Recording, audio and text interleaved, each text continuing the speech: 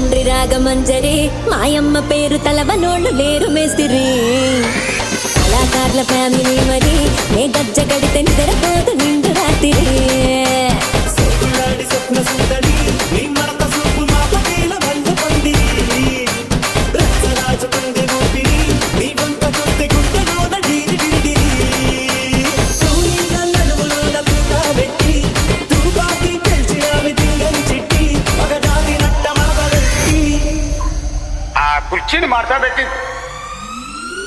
కుర్చీని మార్చబెట్టి